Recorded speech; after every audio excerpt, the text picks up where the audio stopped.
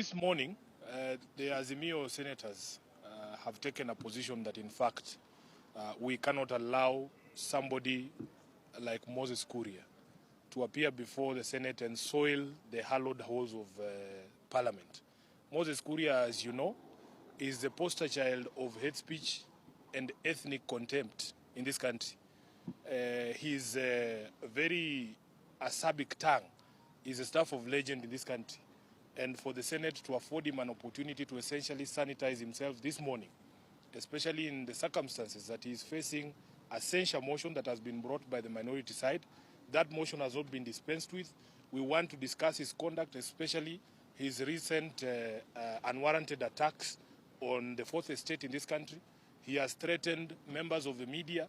We have seen other members of the administration calling the media fraternity in this country as members of Azimio, as members of the opposition, people who are pushing propaganda on behalf of the opposition.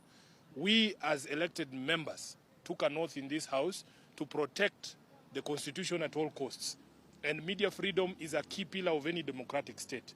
So for somebody who has used such vile language that we cannot even repeat here, directed at members of the press, to again be allowed to speak to members of the Senate here, and to even receive live coverage from some of your media houses, is something that is baffling to many of us.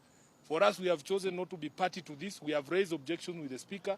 The Speaker has ruled that Moses Kuria can continue, but we will have no part in it as members of the Azimio coalition.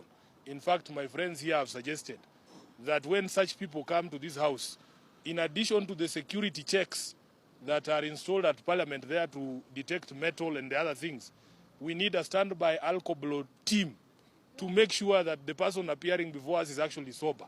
But personally, I have said that in the case of Moses Kuria, blaming alcohol is a misdiagnosis. His problem is far more systemic, and he needs to seek help, given the sort of outbursts we have seen directed at members of the media. So I will allow members of the caucus to also speak to this issue. I want to thank you for being steadfast in defense of the Constitution, that we will not allow people like Moses Kuria to use the hallowed halls of Parliament to sanitize their misconduct. I thank you.